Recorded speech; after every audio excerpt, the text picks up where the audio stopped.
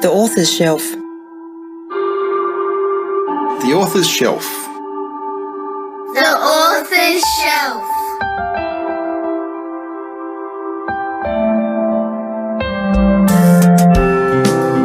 The Author's Shelf. It's about books and stuff.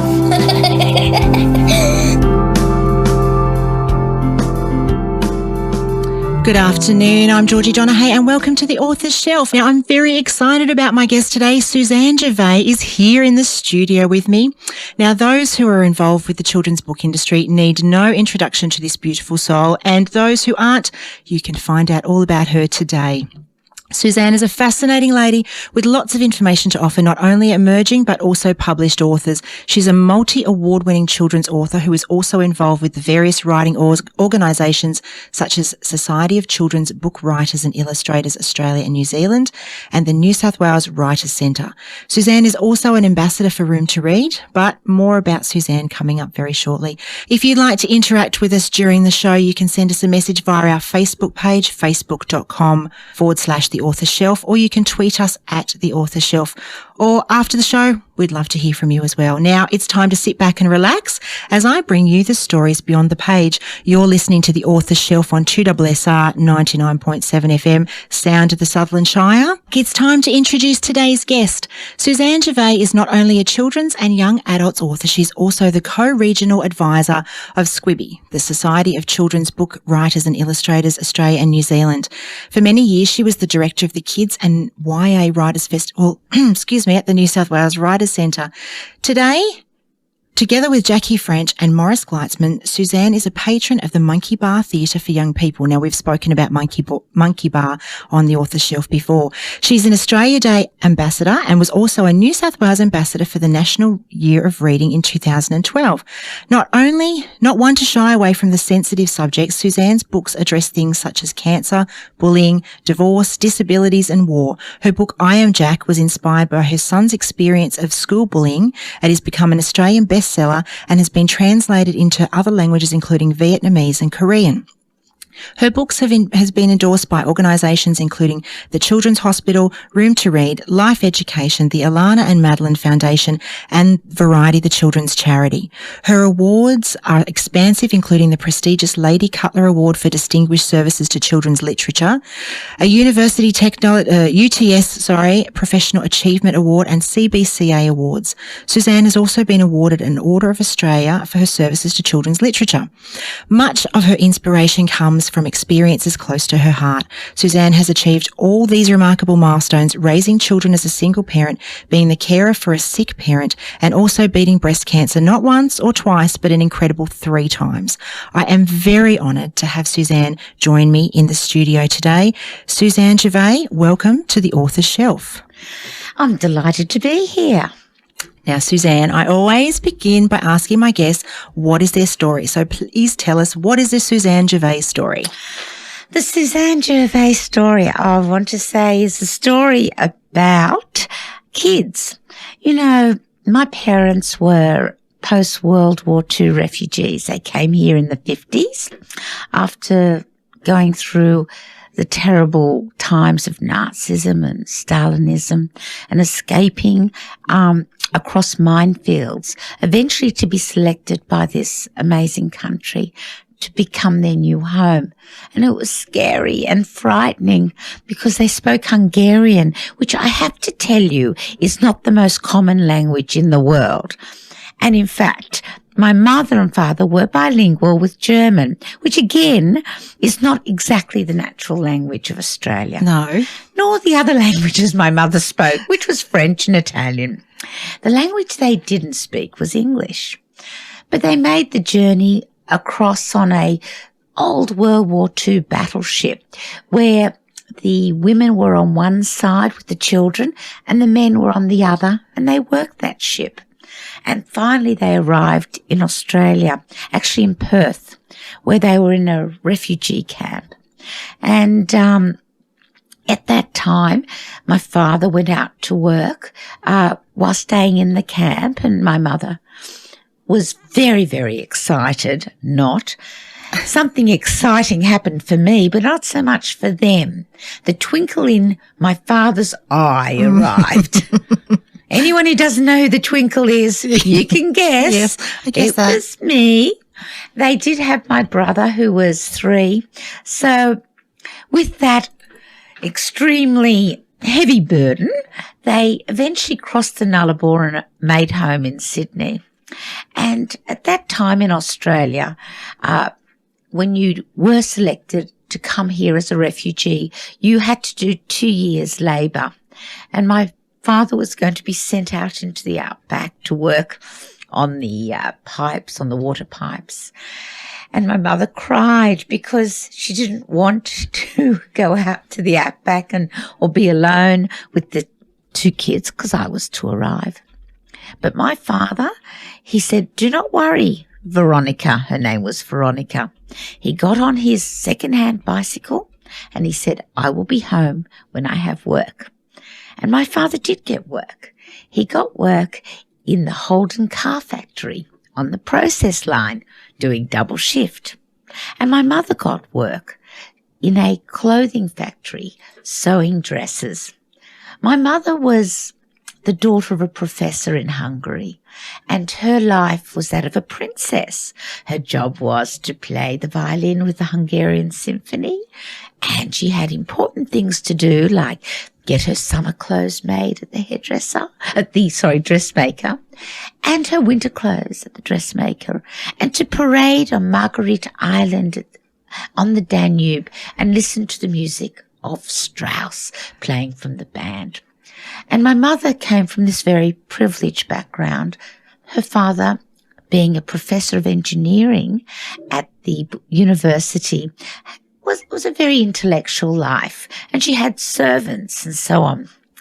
But when she came here, after everything had been lost in war and through that escape to the free world, she had to start again. And it was very hard for her working in a factory where people didn't understand her, and she spoke with a heavy Hungarian accent, as do all Hungarians. And it was a new life. My father, he was a farmer in Hungary, and he had been there for generations. They owned a lot of land, and he was proud of his horses and his crops. But of course, with Stalinism came the theft of his land. He'd been in forced labour, and so many had died. So when he came to Australia, he wanted to have a farm. But of course that wasn't going to be an option. They're very expensive, and it was a very different type of farming. So both my parents started in Sydney. They lived in one room and they slept on mattresses on the floor. With them, my brother, who was 3, and the expecting twinkle in my father's eye. And they worked very, very hard. And my parents missed the cultural life of music and, the past. But every day they were grateful to be in this country because they knew no one would knock on the door and would take them away to forced labour, to stalags. They knew that there wouldn't be death and fear. And even though they both worked in factories and they found English difficult, they knew their children could be all they could be through a democratic system in education. And my parents, as soon as they were given the opportunity, they became Australian citizens. It was very important to them. But you know what? As a child growing up in this household, I had many privileges. I had parents who loved me so much because I was their future. I was rebuilding what they had lost. But it was also a home filled with lots of conflict over religion and over the new life, over no family. And it was a house filled with a silent passenger called war. My parents never spoke about war. It was a taboo subject. But I knew children know everything. They do. They understand the loss and that at night my mother would cry.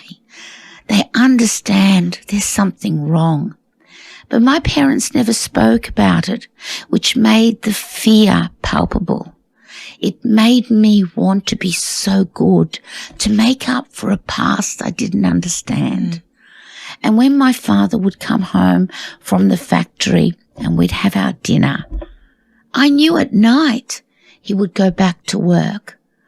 It was a mixed life. But you know what? As soon as my father had money, the very first thing he bought was a second-hand violin. So that there would be again music in our home. And so it was a very turbulent life. And I wrote poetry and novels from the age of, 7, as soon as I could write. I was writing so that I could make sense of a world which was so confusing. And a lot of people don't realize children are partners in their parents' life. And when my father went to work, came home exhausted, I was exhausted too.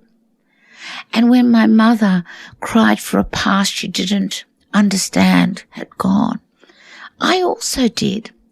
But they didn't realize that we feel so deeply. So I had my private and secret life. I read enormously and I also wrote enormously. But I never thought I'd be a writer. I wrote in order that I would have a friend within those pages, be it writing or reading. And that would become the very basis of who I am. And it would eventually lead to other things, but I might stop now and let you ask me a question. Fascinating. I've got goosebumps. Thank you for that, Susanne. That's a beautiful story. And I love the twinkle. I was the twinkle. And you're still a twinkle today. Oh, I don't know. Very sparkly person. All right, okay. Tell us, you have many feathers in your cap. How do you have enough time to represent all these wonderful organisations that you do and write at the same time? Well, as a writer, I started writing when two things happened in my life. My father, who I loved beyond human belief, he died of a brain tumour. And it was long and it was terrible. And it took away his dignity and his voice. He was aphasic. And I loved him so much that I couldn't bear it when he died. It was a pain that takes your breath away. And for anyone who has lost someone dear to them, you'll understand. People will say cliches and they will say it'll be all right, but it's not all right. No. It's like your heart's torn. And that is what sparked me to become a writer for both. I wrote many, many short stories of which my children laughed. They were published in Southerly and, Westerly. And they said, yes, Mum, and Northerly and Easterly. And I said, no, they weren't. But in, Quadrant and whatever, all these literary journals. But when my father died, my son, who was then 4, suffered terribly because someone dear in his life, because we lived together as a family. My father and mother lived with my family. And I started to want to write for my son so he would understand that loss is part of life, but his grandfather will always be there. So I started to write for those reasons. And I became involved in the creative life, and what an amazing life that is.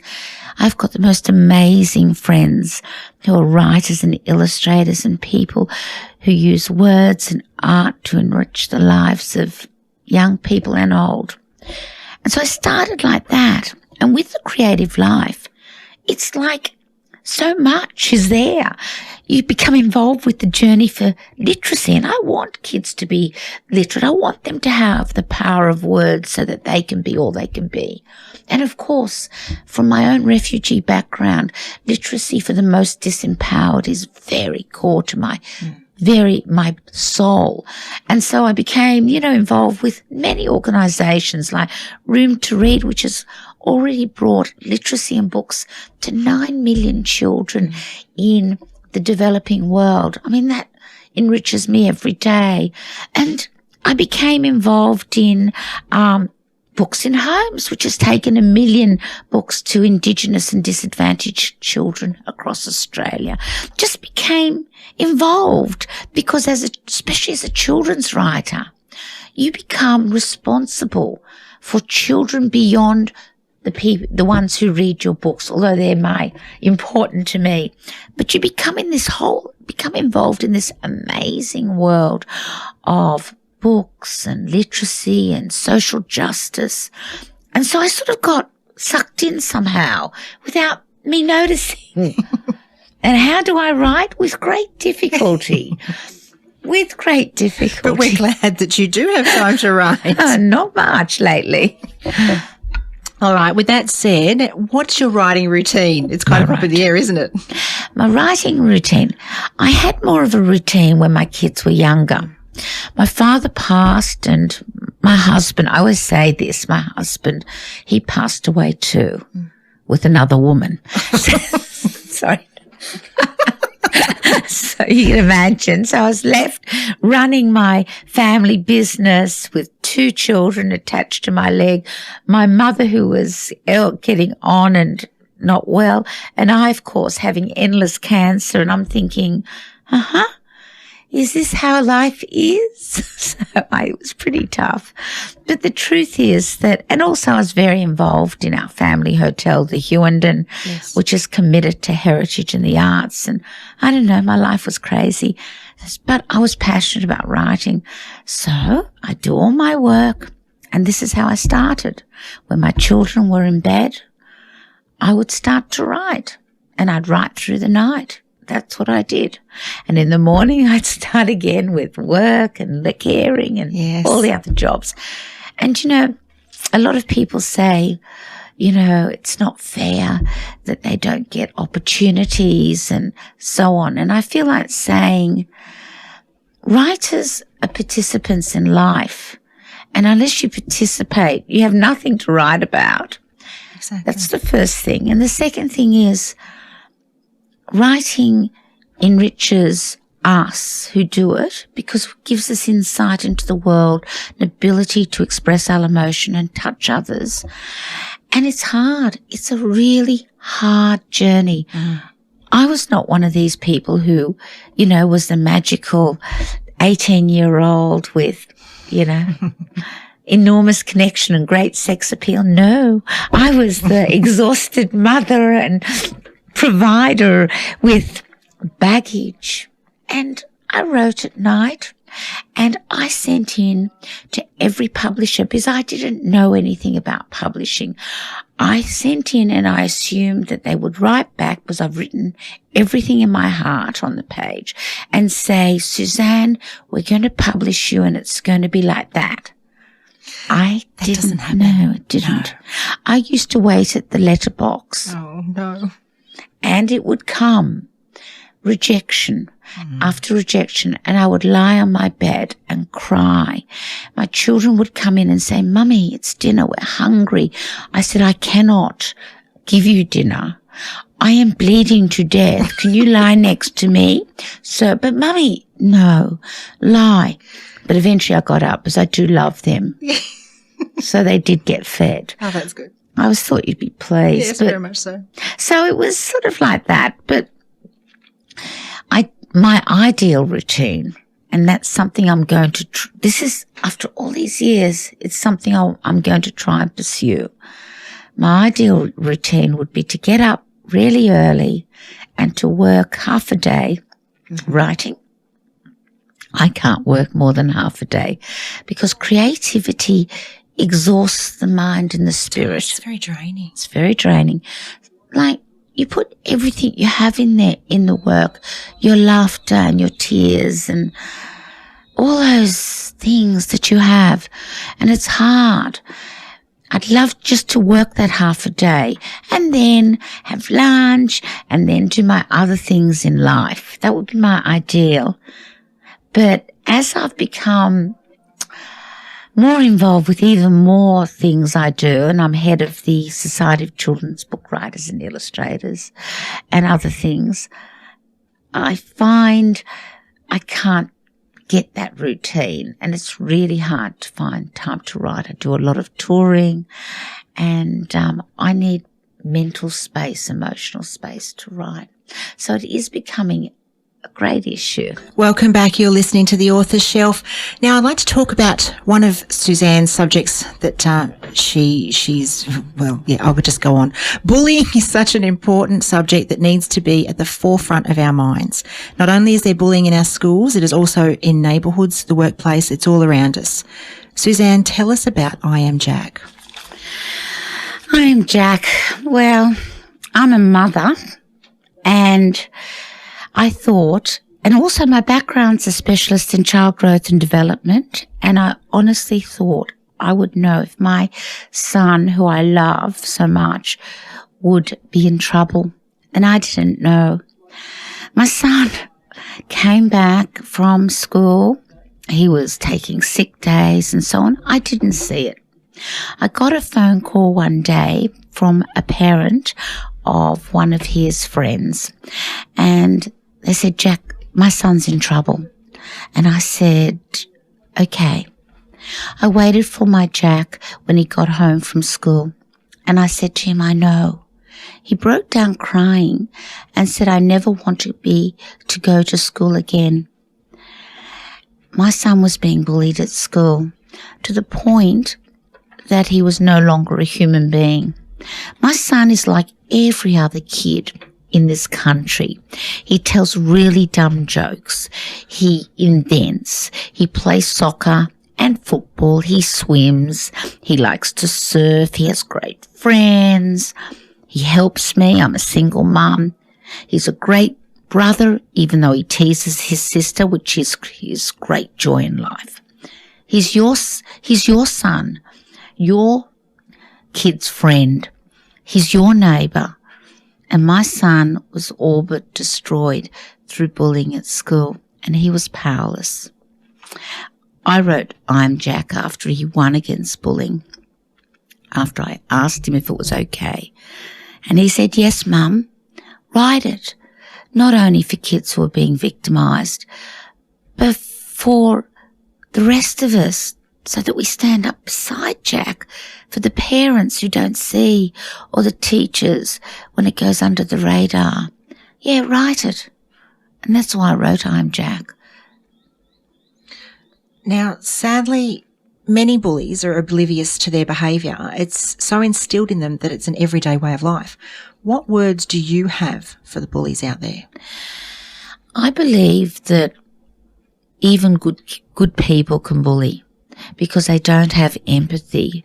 They're thinking about themselves. So with my Jack, they didn't hate my son. No. It was about themselves. They wanted to feel good about themselves or be the leader. Some people think it's because they have bad backgrounds. It's not true. It's just human beings want to be top dog. They want people to laugh. And when they were cruel to my son, everyone laughed. And the kid leading the bullies was having such a good time. It was irrelevant. He didn't even know that my son was close to suicide. He didn't know.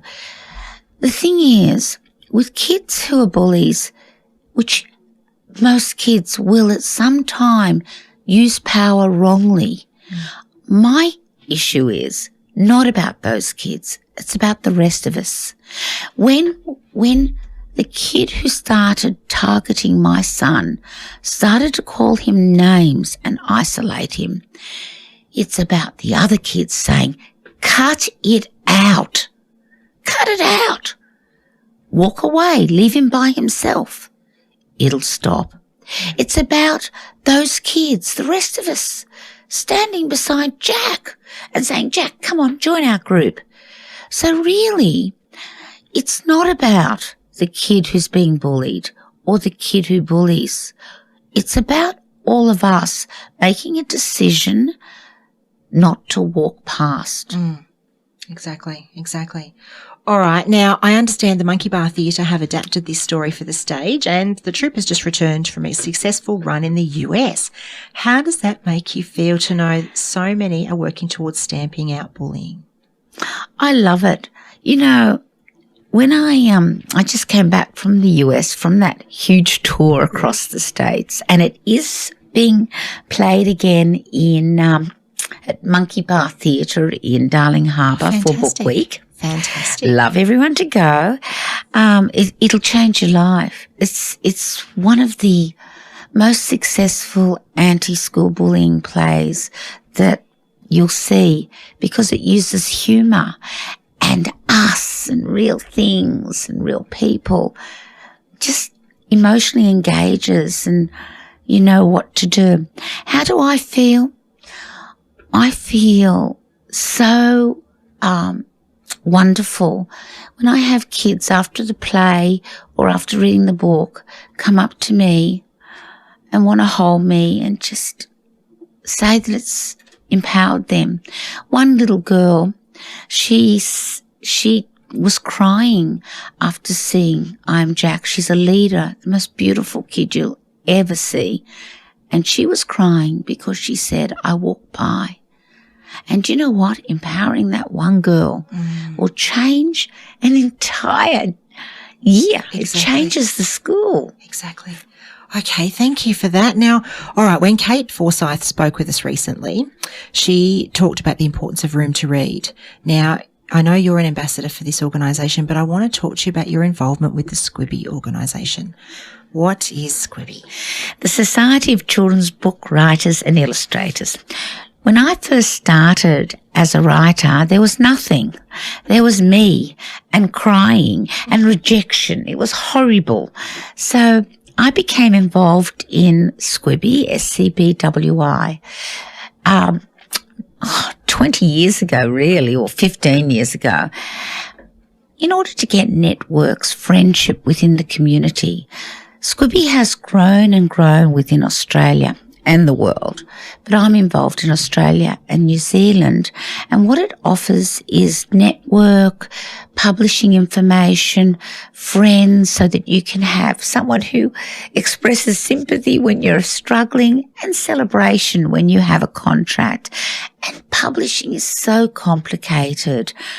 It gives you information and a community. And so Squibby is a really important organisation for those involved in writing and illustrating for children. And we're having a huge conference in July at the Hughenden Hotel in Sydney, where there will be authors and illustrators from all over Australia, New Zealand, even from the United States, from Asia, coming together with most Australian publishers and also some publishers from overseas to basically immerse in the culture of children's writing and illustration in this country. So it's a huge professional organisation. And I'm going to my first Squibby conference and I'm very, very excited. And we are very excited you're coming too. Now, your stories, Susanne, are rich tapestries of emotional journeys. And I know you've said that writing is very draining and exhausting. How do you address these serious issues without ending up with a story that's too depressing to sell? Well, that's a really great question. A lot of people write for worthy reasons, and often it leads to so much darkness and depression. Yes, it is worthy to write about burns, which I do in Butterflies and Disability. But you know what? That is not life. Life is not a single narrative. You know, there's times for laughter and times for joy. When I write, I really write from a position that life is a journey towards light, towards empowering young people. And you know what? Life for every human being is filled with challenges. No one gets off scot-free. I write so that young people can jump into a story and they'll find a friend there, someone they can come in and out who'll have their first romantic journey with them, who'll comfort them when they do meet a challenge. And ultimately, it is a complete celebration of their capacity to be everything they can be. And that is a really driving force. So I take the hardest issues, but I show the way forward, and it becomes partners with kids. And young people are very different readers to adults. If they love a book, they will read it 10 times, 20 times. Yeah. It becomes part of their values and who they are. They know the books better than I will ever know them, because they themselves are in the journey, and the journey must always end up with hope. And that's how I write. That's beautiful. And your books, you do it so well too. Now, on our last show, we announced our Kate Forsyth giveaway bit of greens. It's time to announce the winner. And here's my drum roll. Congratulations, Janine Bryan. We'll message you with details on how you can claim your prize. Stay tuned and I'll announce our Susanne Gervay giveaway later in the show. Remember to follow our Facebook page for information about all our giveaways. Thanks for joining us today. I'm chatting with Susanne Gervay. Susanne, tell us about butterflies. Butterflies. That was like a 2-year journey. I was approached by a young burn survivor. Notice this. I don't call her a victim. I learnt this very quickly. She's a survivor, and she'd been burnt 3rd degree. Half her hair had gone, and her ear, and all the way down her body. And she said, please, can I write about growing up with 3rd degree burns? And I said, no way, no idea. But she asked many times, and I started a journey of research. I spoke to burn survivors and parents and kids and the burn unit and the wonderful, wonderful doctors at the Westmead Hospital in Sydney, and Professor Dr. Hugh Martin, who to me is like, I don't know, they're like saviors, angels. They work with such terrible, terrible tragedies and yet find the light. Burns are a really traumatic illness, and I use the word illness, but you can overcome it through spirit. I researched it for a year, and it was hard. And then I put away the research and I wrote Butterflies. And Butterflies, although about burns, is not about burns. It's about a young adult novel about young people on their search for identity and meaning. And burns just happens to be the challenge. It's romantic and loving and full of friends and family and independence. I got an email, and it said, Susanne, we'd like to fly you to New York to speak about the power of butterflies, to travel with young burn survivors, families, doctors, medical teams. And I looked at it at the very bottom of the email to make sure it wasn't from Nigeria. And where's your bank account? Yes. It wasn't. And I was flown to New York, where I spoke at a conference with 2,000 people. And there were amazing burn survivors. A lot of them were American soldiers who looked like E.T. Their heads had been blown off, honestly. And young people with terrible disabilities and scars. And there were burn teams, and there were families, and there were siblings. And I had the total privilege of speaking on the faculty with Kim Fook. Kim Fook she's now in her 40s. She was the young girl who was 9 years old, running naked in 1972. Yes. when napalm bombs hit her village in Vietnam. Yes. She was running because the napalm bombs had blown off her clothes and her skin. She had 80% of her body burned, and she was the most heroic woman I have ever met. Growing up with burns is very painful because you're burnt right to the bone, and every day it's a struggle to walk. You have many operations. But the thing is, she made a commitment. She said, what's the point of having lived like this? She turned that tragedy and challenge into hope. Today, she's a UNESCO ambassador for peace. Yeah. Today, she set up the Kim Phuc Foundation for child survivors of war. I got to speak at this conference, and it was powerful. I was very nervous. Okay, I was very nervous. I'm just going to end up on this. A young girl came afterwards, and she had had her face burned. She'd had reconstruction, and she puts out her young hand. I knew she was young because of her voice, and she's holding butterflies to her heart, and she says to me, Susanne, will I have a life? And I had the total privilege of saying to this beautiful girl, you will. And that's the power of story. Beautiful. Thank you. Thank you very much. What you did was wrong, that's why I wrote this song, so maybe you will see just what you have done to me. I don't want you, and I don't need you. You were so bad, you are my psycho. Now, that's the song Psycho Dad, which came about from That's Why I Wrote This Song. Suzanne, tell us a little bit about that. All right. My beautiful daughter was very, very angry and depressed, and she wrote music. That was her way of making sense of this world. Divorced, difficult dad.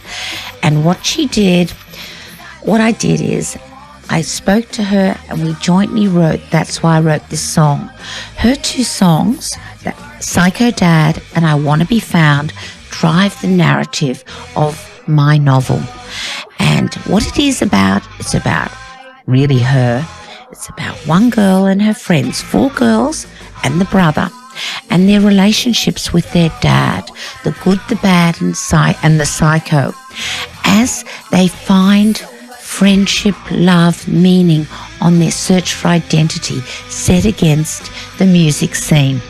It was the most powerful journey I have ever been on, because working with my 17-year-old daughter, sucking out her life, was extremely challenging to our relationship. And it's a testament that we still love each other after that. Well done. And you can actually find Psycho Dad on YouTube, and there's a pretty good video clip too, which sees Suzanne jumping into a pool fully clothed. But I won't tell you any more about that. You can go and have a look on YouTube for that one. So that's Psycho Dad by Susanne Gervay. Thanks for listening. You're listening to The Author's Shelf. For those who are starting their journey to publication, Suzanne, how important is networking and getting your name out there? I think it is really important. Networking stops the 2 years or 5 years of you sitting, waiting for the rejection slip because you don't know what you're doing. As a minimum, when you're working and writing, you want to be sending out your work to publishers who actually are interested. So, I know when I started, I sent off my work to totally inappropriate publishers, publishers whose lists were shut or who didn't even exist. As a minimum, you get information so you're not sending your work into the ether and suffering for no reason. The second reason networking is totally important is the ability to craft your work. When you're working alone, although you do believe you have just written the Nobel Prize for Literature, Youth Literature, you're wrong. What you've done is you've written your basic first draft. Yes. And if you don't have a critique group who are very committed to writing, you will never get the advice you need to recraft and rework, because your very first piece that you get accepted has to be pretty well near perfect. publishers will take time with me as I develop my work, but I've already done the hard yards. I've proven that I can write. So if they're taking on a new author, you've got to prove that you've got the goods. And then, your next books, I'll give you more help. Exactly. Susanne, please tell us, what advice would you give to someone who is just starting out as a writer? My really first advice is get into a critique group. That's really your basis. Secondly, I'd say participate in the life of a writer. That means, be involved in creative tales. It means, go to the writers' centres wherever they are. It means go to workshops, go to literature festivals. The more you learn, the more you listen, the more advice you'll get. You may not realise that writing is just not having the muse I've written. It's a different journey to just creativity. You're entering a profession, and as with any profession, you need to be armed with the tools. I think that's the really most important thing. The second thing, and this is a big one, when you've written something, you're putting your ego and your sense of self out into the public. And when people criticise, even gently, you are crushed and you can't hear words of wisdom. And I'm going to give you an example of how dumb I was. So I sent off my manuscript and I got a letter back from the publisher rejecting it. I never read to the end of the letter. I was so crushed because they don't love me, they don't like me, I'm rubbish, whatever. And do you know what I missed at the bottom of the page? Rework it and resend it. Oh. And they asked me many years later why I didn't. And the point is, you have to, and it does require courage, you have to accept critiques and comments in the spirit of which they are given. And you don't have to accept all advice, but listen carefully, because when someone's reading your work, you are not standing next to them explaining what it is about. So my greatest advice is that, and also if writers are very talented and send their work in and publishers give editorial comment and they are furious and angry and reject them, they won't be asked again. No, exactly. Do you have any tips for your cover letter to publishers? Yes. Please don't write long ones. You've got 2 seconds to get their attention. So stop all the, blurb. Be very pointed. Have a 1-line, 1-sentence pitch for what it is. Like I said, that's why I wrote this song. What a great pitch, 4 girls and a brother and their relationships with their dads, the good, the bad and the psycho, as they search for identity and meaning set against the music scene. That's pretty good. Mm-hmm. You need to have a sentence like that and work on it so that in a few seconds you can capture the spirit. Don't explain. One of the things you must never do in a cover letter is give a boring synopsis. You are giving a pitch, something that will capture someone's imagination. Also, if you've got any publishing credits, you might mention that briefly. And when you do it, you need to put in just a couple of chapters, no more. Because you know what? Publishers aren't shy. If they like your work, they are more than capable of contacting you. When they see a nice, big, thick manuscript, they're more than likely to kick it under the table because it's a big doorstop. Exactly. Sorry to cut you off. That's okay. That's Excellent advice. Thank you very much for that. Now, we've only got a couple of minutes left. If you're an emerging author or illustrator and are serious about taking that next step on your creative journey, why not visit creativekidstales.com.au? There you can have a full author or illustrator profile, including displaying your work, networking with others. You'll also find useful tools such as a comprehensive publisher's listing, writing tips, competition information, author interviews, book reviews, and loads more. Visit the Creative Kids Tales website today. What are you waiting for? creativekidstales.com.au. Now, Susanne, what do you like to read in your me time? Oh, gosh, I've just read, which is actually, I better not tell, it's actually restricted. Okay. I don't know. I just finished a book which was very moving, but I'm just going to say I like to read powerful emotional realism with a bit of laughs, but I like to, when I finish a book, have something that I think about beyond that book. I'm not into the light, trivial chick lit. I just don't care enough. I want to read books that change me and make me think more deeply about issues. Just read a book called Hold Up Half the Sky, which is about girls who are in slavery, which is prostitution from a very young age across Asia and Africa. And I found it a powerful insight into helping women.